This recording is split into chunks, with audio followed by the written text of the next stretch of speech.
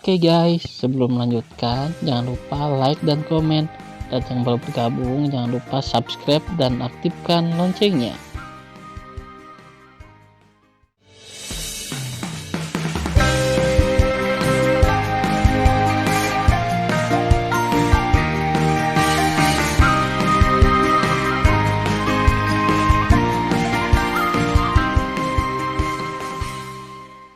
Episode 26. Melanjutkan cerita sebelumnya. Dengan amarah yang tak ada habisnya, Xiao Yutian berubah menjadi bayangan dan terbang keluar dari aula, dengan cepat keluar dari rumah Marsekal Agung, datang ke rumah Raja Iblis Agung, dan menemukan Raja Iblis Agung dan Komandan Iblis. Raja Iblis Agung, jangan retret lagi. Xiao Yutian berkata dengan ekspresi cemas, Dewa Leluhur Si Yuan dan Dewa Leluhur Chaos berlari ke lembah Dewa Api Iblis untuk mengambil api ajaibku. Jika tidak ada api iblis es supreme dan api iblis supreme, api hidupku yang sebenarnya tidak dapat ditingkatkan, aku tidak akan dapat memperbaiki pil Dewa Leluhur. Tanpa pil Dewa Leluhur, akan sulit bagiku untuk dipromosikan menjadi ranah penguasa surga dalam 4 hingga 5.000 tahun. Mendengar ini, Raja Iblis Agung dengan tegas berkata, sialan kedua leluhur agung, jika mereka berani merebut api iblismu dari saudaraku yang bajik, aku harus membuat mereka terlihat buruk untuk saudaraku. Kakak Xiao Yutian, pergilah, aku dan aku akan menemanimu ke Xiao Cheng. Setelah itu, 3 orang naik ke langit, berubah menjadi 3 cahaya, dan menghilang ke langit timur laut. Dengan kecepatan 3 orang, dia tiba di luar kota Xiao Cheng hanya dalam 1 bulan. Ketika mayat iblis surgawi di luar kota ditumpuk seperti gunung, hati Xiao Yutian tercengang, tetapi ketika dia melihat formasi parit Xiao Cheng utuh, dia tiba-tiba tersenyum, hahaha, ahahaha. Raja Iblis hebat, apakah Anda melihat bahwa penjaga dan gerbang kota masih utuh?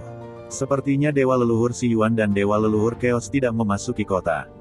Dan 2 api iblis di lembah Dewa Api Iblis pasti masih ada, sepertinya itu hanya alarm palsu. Raja Iblis Agung tersenyum dan berkata, "Yah, tidak apa-apa. Jika api iblis hilang, itu akan berdampak terlalu besar pada tingkat peningkatan saudara Xiao Tian." "Ya," Xiao Yutian berkata, "Saudara Raja Iblis Agung, karena kita semua ada di sini, lebih baik kamu menemaniku masuk dan melihat api ajaib." "Tidak masalah," Raja Iblis itu berkata sambil tersenyum. Setelah itu, Xiao Yutian dengan mudah membuka formasi pertahanan yang hebat dan terbang ke Xiao Cheng bersama Raja Iblis Agung dan Komandan Iblis. 1 orang, 2 binatang, pertama kali tiba di istana tempat tinggal Bai Lianer dan Huaya, dan menemukan bahwa istana itu kosong. Raja Iblis Agung, tampaknya setelah melihat Dewa Leluhur Si Yuan dan Dewa Leluhur Chaos membunuh, mereka sangat takut dan melarikan diri melalui jalan rahasia di kota. Setelah Xiao Yutian selesai berbicara, dia dan ayah serta kedua binatang itu tiba di kedalaman lembah Dewa Api Iblis dalam beberapa jam dan terbang ke gua besar di puncak yang megah. Ketika Xiao Yutian menemukan bahwa Supreme Ice Demon Fire dan Supreme Profound Demon Flame hilang, kepalanya tenggelam, dan ekspresi cemas muncul di matanya yang berlumpur. "Di mana api iblisku? Di mana api iblisku?" Saudara Xiao Xian tidak cemas, pasti kedua muridmu yang memindahkan api iblis. Raja Iblis Besar berkata, "Ya, Paman Xiao." Suara Komandan Iblis itu tiba-tiba berhenti. Dia menunjuk ke sebaris tulisan di dinding gua dan berkata, "Paman Xiao, lihat itu, ada kata-kata di atasnya." Ketika Xiao Yutian melihat garis tulisan tangan yang diukir dengan pedang di dinding gua, paru-parunya meledak karena amarah. Di dinding gua membaca, Xiao Yutian berkata, "Api iblis es tertinggi dan api iblis tertinggi ini milikmu. 2 api iblis besar, Dewa Leluhur Si Yuan dan Dewa Leluhur Chaos terbagi. Hahaha, terima kasih banyak. Juga, kamu tidak perlu khawatir tentang keselamatan kedua muridmu. Dewa Leluhur tidak hanya tidak akan menyakiti mereka, tetapi dia juga akan membantu mereka menghilangkan sutra beracun ras roh di tubuh mereka. Berkat kedua muridmu, beritahu Dewa Leluhur bahwa ada 2 api iblis besar di sini, jika tidak, Dewa Leluhur mungkin tidak dapat menemukannya."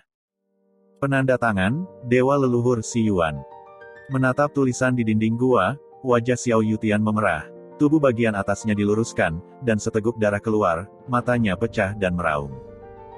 Bai Lianer dan Huaya 2 pengkhianat ini, bajingan. Ada juga dewa leluhur Si Yuan dan dewa leluhur Chaos. Kamu merampas api ajaib dariku, dan kamu tidak cocok. Xiao Yutian meraung darah lagi. Dia menjadi gila. Raja Iblis. Xiao Yutian berkata, kita harus mengambil kembali api iblis es tertinggi dan api iblis mendalam tertinggi. Kalau tidak, sebelum alam semesta runtuh, akan sulit bagiku untuk dipromosikan menjadi dewa penguasa surga, dan tidak bisa dipromosikan. Bagaimana kita bisa menaklukkan 3 dunia dewa besar dan mendapatkan kembali 3 jantung? Mendengar ini, Raja Iblis Agung mengertakkan gigi dan berkata, oke. Kami akan segera kembali untuk mendominasi kota iblis, seluruh pasukan akan menyerang, dan menyerang dunia dewa Si Yuan terlebih dahulu. 2 tahun kemudian, Tan Yun sedang menuju ke kedalaman pegunungan Chaos, bersiap untuk melewati penghalang dunia dewa yang lemah dan kembali ke dunia dewa Hongmeng. Pada saat ini, Raja Iblis, Komandan Iblis, dan Marsekal Xiao, 3 kultivator memimpin puluhan miliar pasukan iblis, dan meninggalkan kota iblis alam leluhur dengan cara yang perkasa dan menuju ke salah satu dari 3 benteng utama. Dari dunia dewa Si Yuan. 4 musim bergantian, 1 tahun 3 bulan telah berlalu. Tan Yun, yang sedang dalam suasana hati yang baik, yang telah menerima api ajaib, mengerutkan kening ketika dia muncul di atas kota terluar kota Dewa Hongmeng, dan menemukan orang tuanya, kakek, Suan Yuanru, Namong Yukin dan istri lainnya di bawah gerbang kota. He Suezian, Sen Suzhen dan yang lainnya terlihat cemas. Satu-satunya sosok yang paling dikenal Tan Yun hilang, Sen Subing. Kecuali Sen Subing, semua orang ada di sini. Terutama mata Feng Jingru dan Sen Suzhen merah, dan masih ada sisa air mata di wajah mereka. Melihatnya, sebuah firasat buruk muncul di hati Tan Yun secara spontan. Tan Yun dan Yuyan terbang di langit di luar gerbang kota. Yuner, kamu kembali. Feng Jingru memandang Tan Yun, dengan air mata berlumpur keluar dari matanya, dan dia tidak bisa menangis, Yuner. Oh, Su Bing dibawa pergi. Sen Suzhen menatap Tan Yun, menangis. Tan Yun, apa yang harus aku lakukan? Saat ini, mata orang lain juga menunjukkan kesedihan yang mendalam. Ledakan. Tan Yun merasa pusing di benaknya. Dia menekan rasa bingung di hatinya dan bertanya, Ibu, Suzhen, jangan menangis, beritahu aku apa yang terjadi. Di dunia Dewa Hongmeng ini, ada orang yang berani memindahkan istriku. Setelah aku menangkapnya, aku pasti akan menghancurkannya. Yuner, orang yang mengambil Su Bing bukan dari dunia Dewa Hongmeng. Feng Jingru sepertinya memikirkan sesuatu saat dia berbicara. Pipi yang keriput tiba-tiba menjadi pucat, seolah memikirkan sesuatu yang mengerikan.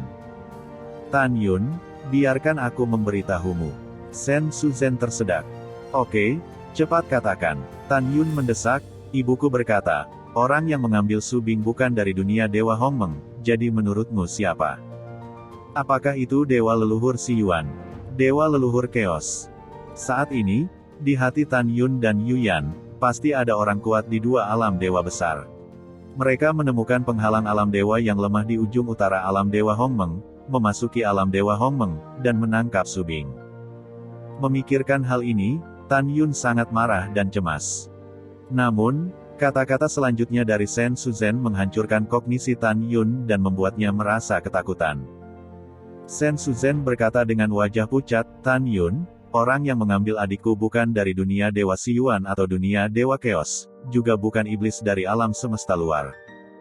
Itu, Sen Suzhen mengangkat tangan, dengan air mata menunjuk ke langit di atas kepalanya, celah dalam kegelapan kehancuran, dan gemetar, itu diambil oleh seorang pria paruh-baya yang mengenakan jubah warna-warni.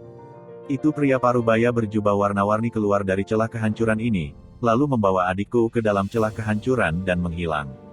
Suzhen bertanya, apa yang kamu bicarakan? Seorang pria paruh-baya yang mengenakan jubah warna-warni keluar dari celah kehancuran dan membawa Su Bing pergi. Bagaimana ini mungkin? Bahkan dengan tubuhku yang kuat, aku tidak berani memasuki celah kehancuran. Siapa pria berjubah warna-warni itu? Bagaimana dia bisa keluar dari sana?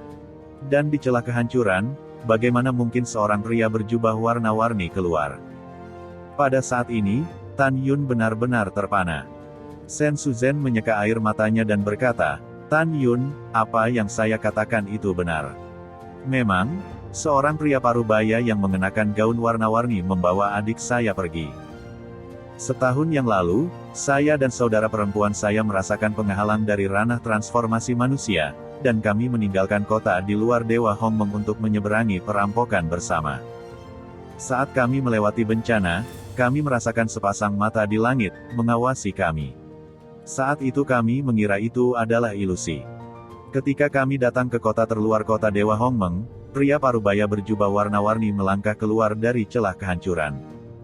Ketika saya dan saudara perempuan saya ingin menyerang pria parubaya itu, kami ngeri menemukan bahwa kekuatan pria parubaya yang mengenakan jubah warna-warni itu terlalu kuat, dan saya dan saudara perempuan saya tidak dapat melawan di depan dia. Sama seperti ini, adikku dibawa pergi. Apa yang harus dilakukan, Tan Yun? Apa yang harus dilakukan? Mendengar ini, Tan Yun tahu bahwa Sen Suzhen tidak akan membohongi dirinya sendiri. Tetapi sekarang, dia tidak percaya bahwa orang akan keluar dari celah kehancuran.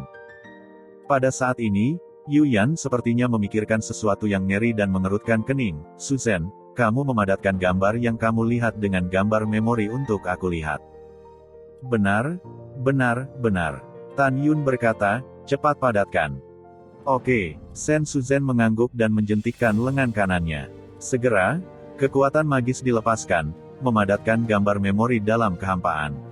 Tetapi setelah melihat layar, Sen Subing dan Sen Suzhen dipromosikan ke ranah transformasi manusia dan menjadi dewa, dan dengan senang hati kembali ke kota luar Dewa Hongmeng, di luar gerbang kota. Merayu. Berdengung.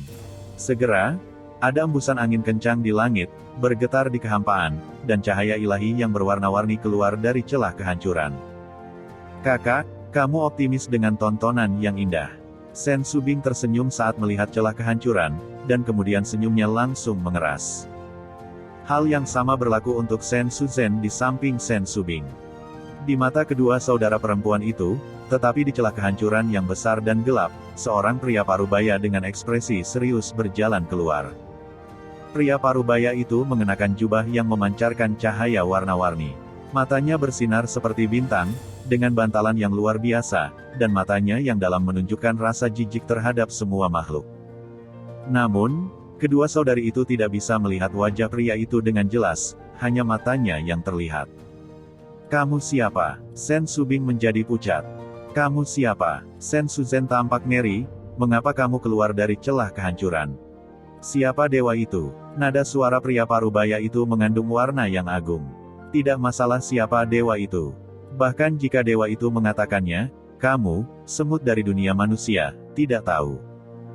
Pria parubaya itu mengulurkan jari dan menunjuk ke arah Sen Subing dan berkata, kalian berdua, kalian hanya hidup kurang dari 50.000 tahun, dan kalian dipromosikan ke ranah transformasi manusia, yang benar-benar mengejutkan dewa.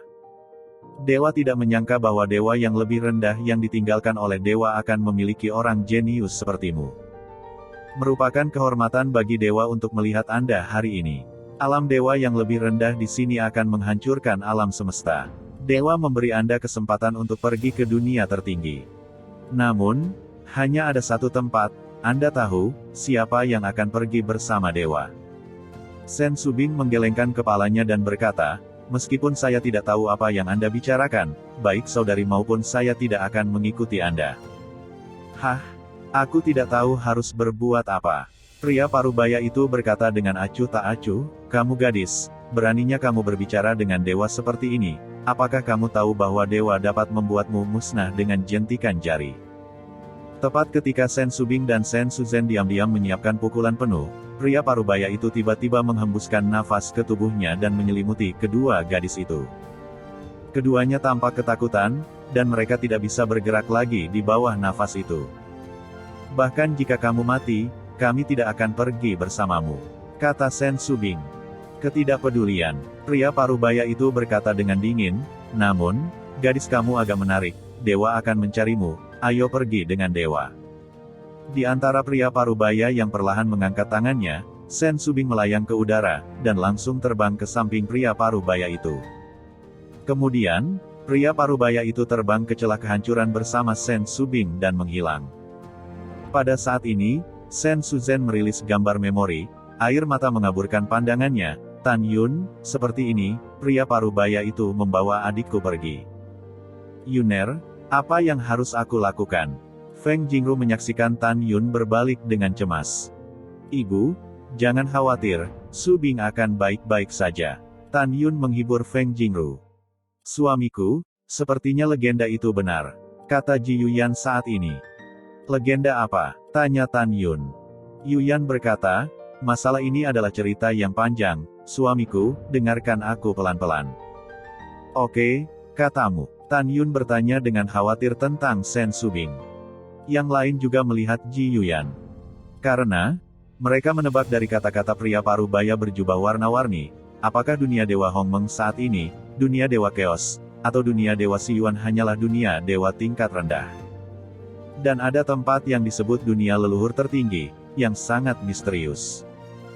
Di mata semua orang yang bersemangat, setelah Yuyan merenung sejenak, bibir Zhu terbuka dengan ringan dan menjelaskan kepada semua orang, di alam semesta terakhir, ada legenda kuno. Legenda mengatakan bahwa tidak ada kehancuran di alam semesta, karena dilindungi oleh dewa tertinggi dari alam leluhur tertinggi. Alam semesta tempat kita tinggal disebut alam dewa rendah. Sejak 36 zaman, alam leluhur tertinggi telah meninggalkan alam dewa rendah kita karena suatu alasan. Oleh karena itu, alam semesta dewa-dewa kita yang lebih rendah sejauh ini hanya mengalami 36 ledakan kosmik. Selain itu, era di mulut saya adalah istilah kuno, bukan era saat ini. Era 36 yang saya bicarakan mengacu pada 36 kehancuran kosmik. Setiap kali alam semesta runtuh hingga alam semesta baru terbentuk, itu disebut era. Yuyan memandang Tan Yun, legenda kuno ini belum pernah dikonfirmasi sebelumnya, tapi sekarang kisah saudari Sen sudah cukup untuk membuktikan bahwa dunia dewa tertinggi itu ada. Dan dia dibawa pergi oleh dewa dunia leluhur tertinggi. Mendengar ini, Tan Yun tampak serius dan bergumam pada dirinya sendiri, saya pikir saya akan berdiri di puncak alam semesta, tetapi sekarang saya menyadari bahwa saya hanyalah setetes air di lautan. Setelah itu, Tan Yun menatap Yuyan dan berkata, Yuyan, bagaimana saya bisa pergi ke dunia leluhur tertinggi? Yuyan berpikir dan berkata, menurut legenda kuno, hanya ketika dewa alam semesta yang lebih rendah dipromosikan ke surga, dia dapat merasakan keberadaan dunia leluhur tertinggi, dan kemudian terbang ke dunia leluhur tertinggi. Juga, dewa di mulut kita disebut raja leluhur di dunia leluhur tertinggi.